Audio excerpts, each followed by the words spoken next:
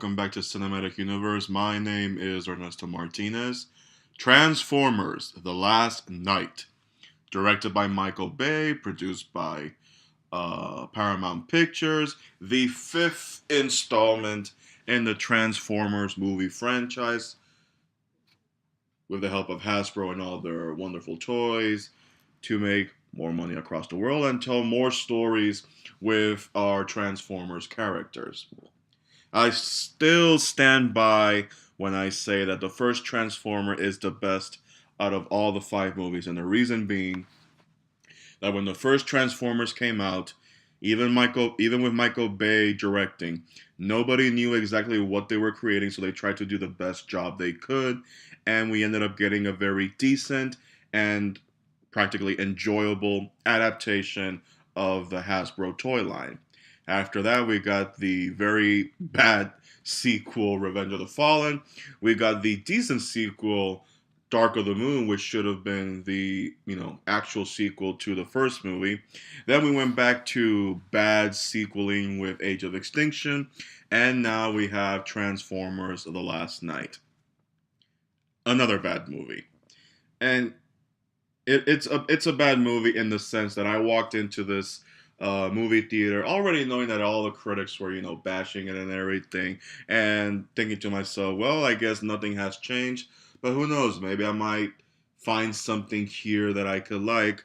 Unfortunately, I couldn't find anything in this movie that I could thoroughly enjoy. I mean, of the positives that I can give this movie, but not enough to recommend it or even save it from itself, is the cinematography is very good. The money is well spent when it comes to the visual effects, the computer generated images, and Anthony Hopkins is a blast to watch, just having fun on set and not giving a damn about what he's doing. That's really the only positive stuff I can give about this movie.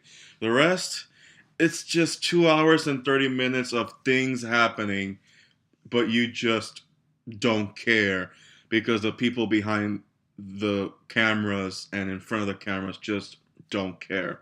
I know that when studios, producers, directors, actors, crew members, screenwriters, when they try to make a movie, they try. I know that most, if not all, always want to make a good movie. But the problem with this franchise is that, much like the Fast and the Furious movies, it's critic proof, and they know it's going to make a lot of money worldwide because it already has an established audience. They know what they're going to expect, and they're mostly going to enjoy because they know what they're going to expect.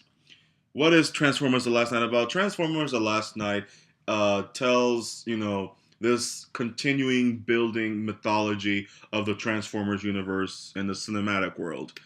I will admit that I also enjoy the idea that the Transformers, both the Autobots and the Decepticons, have shaped Earth's history because of all their, the timeline, all the visits they made to the Earth in the past and now in the present. The movie starts in Arthurian times where King Arthur and the Knights of the Round Table are fighting, the barbarians, and they seek the help of Merlin and Merlin's staff, and Merlin's staff was given to Merlin by the Knights of the Iacon Transformers, and they help Merlin win the war, and they form an alliance. And throughout history, the Transformers have helped mankind, steer history in a way that, was to the betterment of humanity, but it was kept in secret. And then here comes this new evil, Quintessa, who is one of the creators of the Transformers species, manipulates Optimus Prime, disassembles Cybertron, and is heading towards Earth. Why? Because Earth itself is the body of Unicron, dormant, and she wants to destroy it. And I probably would have liked that more because in the Transformers Prime cartoon show, they actually had that plot line and it was an actually very well executed story arc. But here, again, I didn't feel anything. I'm sitting there for 2 hours and 30 minutes, very emotionless, just like a drone, just sitting there watching things happening and not caring about it. The jokes are not landing. The only time I even laughed it was once, and it was watching Anthony Hopkins.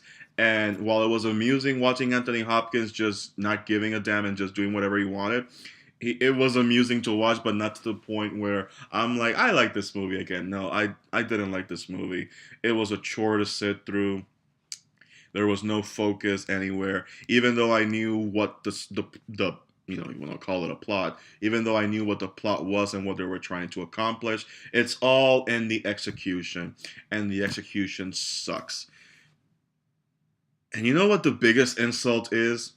Not 2 minutes into this movie, where I'm watching what seems like a very competent, well choreographed, well edited uh, King Arthur sequence by Michael Bay himself, I'm thinking, oh, maybe it's not as bad as they're making it out to be, or maybe the bad stuff comes in like an hour into the movie or 30 minutes into the movie at best.